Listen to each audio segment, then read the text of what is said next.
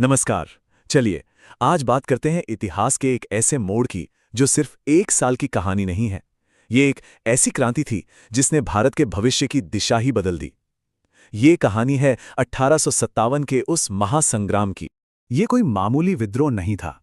सोचिए, ये एक ऐसी ज्वाला थी जो दशकों से सुलग रहे गुस्से, दबे हुए दर्द और टूटते भरोसे से भड़की थी। तो आइए इस ऐतिहासिक क्रांति की पूरी कहानी को परत दर परत समझते हैं। आखिर ये था क्या? क्या ये सिर्फ कुछ नाराज सैनिकों की बगावत थी, जैसा कि अंग्रेजों ने दुनिया को बताया? या फिर ये पूरे देश की वो दबी हुई चिंगारी थी जो आज़ादी के लिए धधक उठी? आज की हमारी पूरी बातचीत इसी एक बड़े सवाल के इर्द-गिर्द घूमेगी। देखिए 1857 की क्रांति कोई एक दिन में नहीं हुई।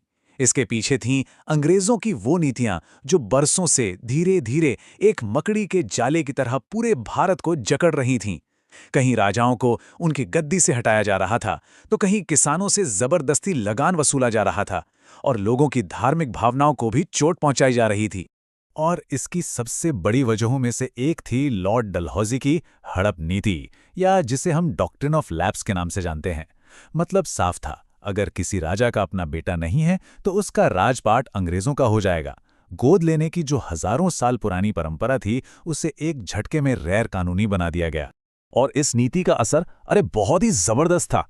सतारा, झांसी, नागपुर, एक एक करके कई बड़े बड़े राज्यों को ब्रिटिश साम्राज्य में मिला लिया गया। हद तब हो गई जब 1856 में अवध पर कुशासन का झूठा आरोप लगा के उसे भी हड़प लिया गया। इससे भारतीय राजा महाराजाओं के मन में एक गहरा डर और गुस्सा भर गया।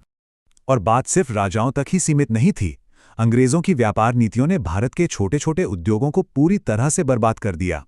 ब्रिटेन की मिलों से बनकर आए सस्ते कपड़ों ने भारतीय बुनकरों की कमर ही तोड़ दी।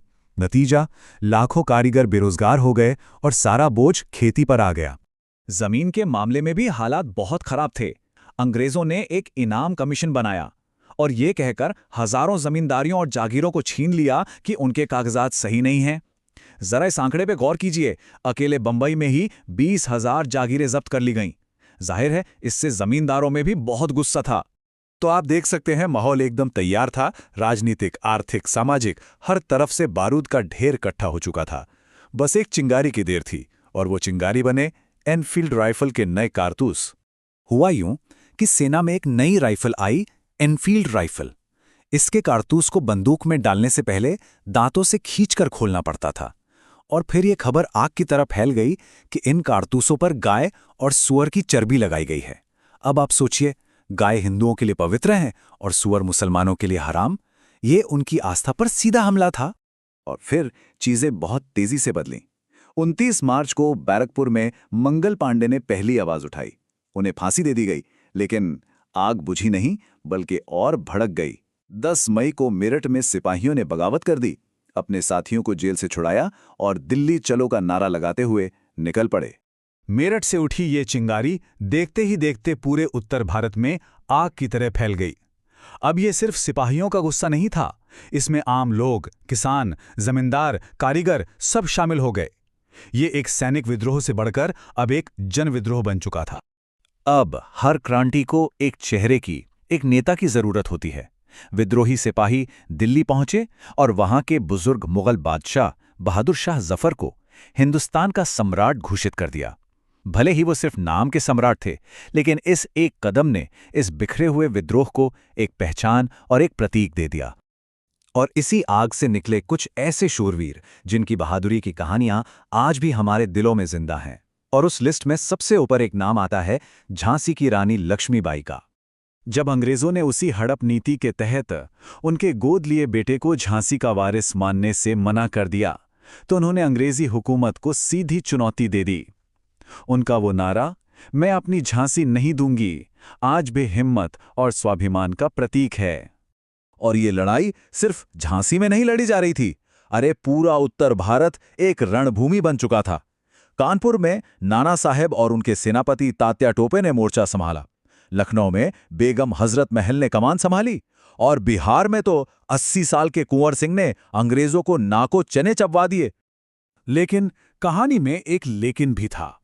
विद्रोहियों के पास जोश और हिम्मत तो बहुत थी, पर अंग्रेजों के पास बेहतर हथियार, पैसा और एक संगठित सेना थी।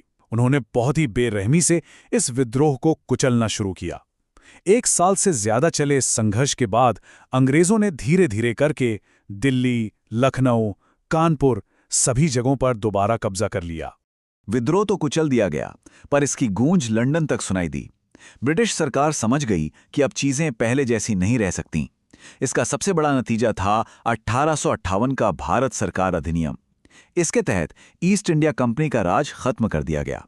मतलब अब भारत कोई कंपनी की जागीर नहीं, बल्कि सीधे तौर पर ब्रिटिश महारानी के अधीन था, और गवर्नर जनरल को अब वॉइसरॉय कहा जाने लगा। अंग्रेज इस विद्रोह से बुरी तरह डर गए थे। उन्होंने तय किया कि ऐसी गलती दोबारा नहीं होनी चाहिए। तो उन्होंने क्या किया? सेना का पूरा ढांचा ही बदल दिया। भारतीय सैनिकों के मुकाबले अंग्रेज सैनिकों की संख्या बढ़ा दी गई और तोपखाने जैसे सारे जरूरी हथियार सिर्फ अंग्रेजों के कब्जे में रखे गए। तो सवाल उठता है, क्या यह क्रांति नाकाम रही? अगर सिर्फ मिलिट्री के नजरिए से देखें तो शायद हाँ, लेकिन इसका असली असर वो बहुत गहरा और दूर तक जाने वाला था, और इसने एक ऐसी बहस को जन्म दिया जो आज तक चलती आ रही है। एक तरफ वो लोग हैं जिनमें ज्यादातर ब्रिटिश इतिहासकार और सर सैयद अहमद खान जैसे कुछ भारतीय भी थे, जो इसे सिर्फ एक सिपाही विद्रोह कहते हैं। वहीं दूसरी तरफ वीडी सावरकर जैसे राष्ट्रवादी चिंतकों ने इसे भारत का पहला स्वतंत्रता संग्राम कहा। दिलचस्प बात तो यह है कि उस वक्त ब्रिटेन की संसद में बेंजामिन डिज़रायली ने भी इसे एक राष्ट्रीय विद्रोह ही माना था। सच तो शायद इन दोनों के बीच में कहीं है।